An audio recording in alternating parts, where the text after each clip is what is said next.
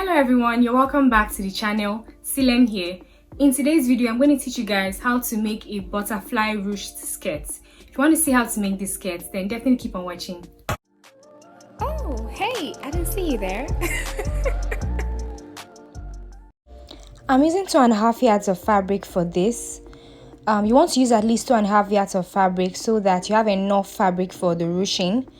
Now, I'm folding the fabric in such a way that the right side of the fabric is facing me. Now, normally when you're folding to, cut a skirt or top or whatever, you usually fold it making sure that the wrong side is facing you. But this time, for this ruched skirt, we're going to make sure that we are facing the right side because we are going to sew on the right side. Now, I went ahead to draw my baseline, and then from that baseline, I'm marking 9 inches downwards, which is going to serve as my hip line. And now I'm taking the full length of the skirt. So the full length of my client's skirt is 45 inches. It's quite tall, so that's her full skirt length. However, when it ruches, it's going to be about knee length or thereabout, depending on how long your elastic is. Okay, so you want to take your full skirt length, even though you want it to be knee length or maybe above your knee. All right. So we just went ahead to extend those lines, and now I'm dividing her waist measurement by 4, marking that point, and then I added an extra 7 inches allowance. Now this 7 inches allowance is going to give that butterfly effect by the sides. Okay, so you want to make sure that you do that. And now for the hip measurement, I'm also dividing her hip measurement by 4, placing that on the hip line, marking that point, and then I'm also adding that 7 inches allowance. Okay. Now, the next thing you have to do is you're just going to take a straight line from that hip line you marked. You're going to mark a straight line all the way to connect to the waist point. Now, the same line that I marked for my hip, that's the same thing I'm marking all the way to the bottom of the skirt. So the same hip measurement is what I'm also replicating all the way to the bottom. So it's not going to have like that pencil shape. It's just going to be straight from the hip. Okay, so just take your hip measurements the same way you took it at the hip line, take it all the way down to the hem of the skirt.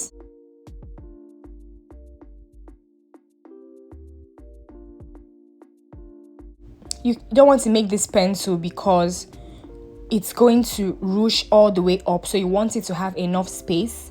You want it to give you enough freedom to walk. There's not going to be any slits on this skirt, so that's why you want to cut it straight from the hip so that there's enough space for you to walk with it even when it ruches all the way up. Okay, so now I'm just going ahead to just cut the sides.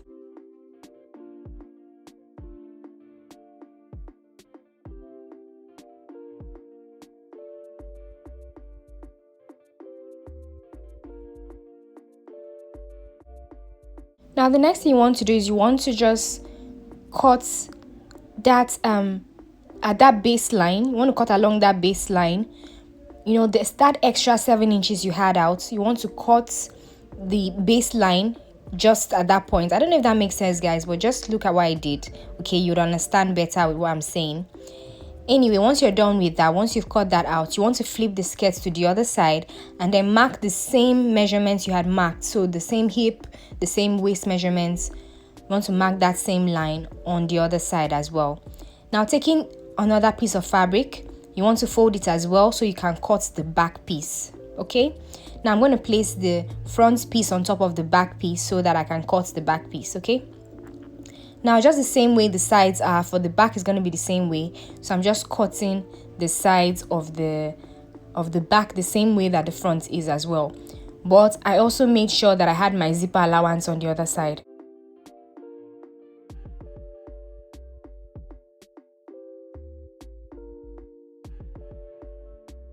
I'm also cutting it at the hemline as well to make sure that they are equal.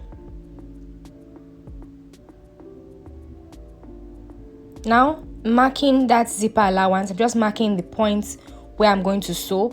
My zipper allowance is not so much because I don't want to have like very, very wide zipper allowance. But you can make your zipper allowance wider than this if you want. So I'm just marking that line where I'm going to sew. the line where I'm going to join the two back pieces together to make them one piece.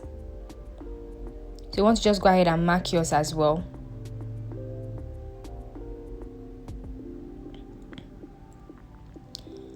And now for the band, I'm just taking another piece of fabric. The length of the band is the regular, my waist measurements, or the client's waist measurements in this case, plus an extra 4 inches. And then the width of the band is 5 inches. So the band is 5 inches wide, and it's the length is the client's waist measurement plus 5 inches or 4 inches depending on what you want. So I'm just cutting along that line.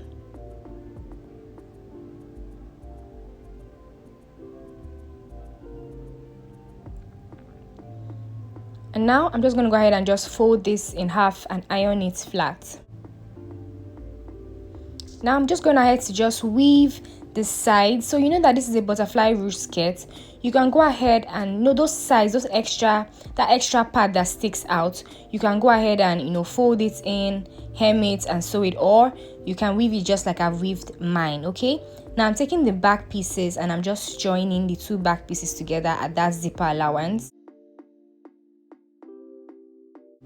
From the top, I'm just sewing the back pieces with a loose stitch up until the 8-inch mark, because that's where my zipper is going to be. And then when I get to that 8-inch point, I'm just tacking it there, and then I'm sewing the rest of the back with a regular stitch all the way to the bottom. Then when you open this up, this is what you have. Now I'm going to place the front piece wrong sides facing with the back. And then that line that I had marked, I'm just going to go ahead and just sew along that line. Remember that line is the exact measurement of your client or yourself, depending on who you're making the skirt for. So this is the exact measurement, so it's going to fit nicely. So you want to just go ahead and sew along that line all the way to the bottom. And you have to do that on both sides as well.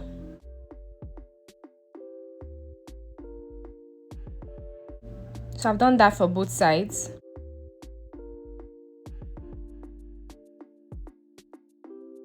And now I'm leaving about ½ an inch, and then I'm going ahead to just sew another line again.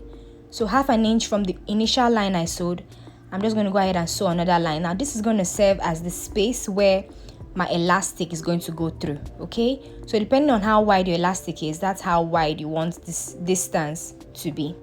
So if your elastic is ½ an inch wide, for example, you also want to make this distance between the two seams ½ an inch wide.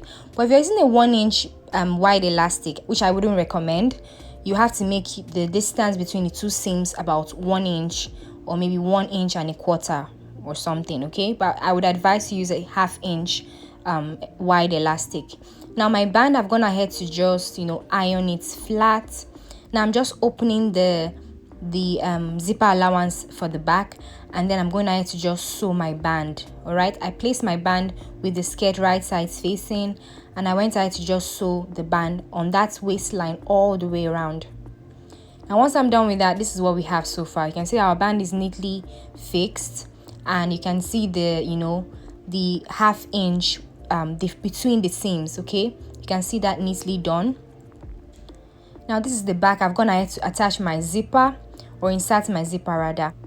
So I actually used a 1 inch wide elastic. So if that's what you have, all you have to do is simply take your 1 inch wide elastic and then cut it in half. It's better if you cut it in half. And then I went ahead to also weave the elastic after cutting it, so that it does not fray. So you can see how it is once I've cut it in half and I've weaved it. Okay, now the length of your elastic, you want your elastic to be as long as you want your skirt to be. Okay, now remember we cut the skirt with the full length. Now you want to measure how long you want your skirt to be. If you want your skirt to be 20 inches long or 18 inches long, you just have to cut your elastic with that length in mind. So my client has short skirt measurement is 24 inches, and that's how long my elastic is, 24 inches. Now I'm just simply tying the elastic to a stick of broom, and I'm just putting it through that space between the stitches that I created for the elastic. Now if you have a safety pin, you can use a If you have a safety pin, you can use a safety pin to, insert your elastic. However you want to do it, the most important thing is let your elastic go through that space that you created, okay? So do that for both sides. Now, once you get the elastic all the way to the top, you want to go ahead and tack it with the skirt, okay? So make sure that you tack the elastic with the skirt so that it doesn't fall back into the skirt, okay? So the elastic is inside the skirt, but you want to tack it at the top and also tack it at the bottom, okay? So at the hemline and at that top part, make sure you tack it so that the elastic doesn't fall out or fall into the skirt, okay? You want it to be secure as well. So I'm just going ahead to just arrange the elastic, make sure that the ruching is even all the way from the top to the bottom of the skirt.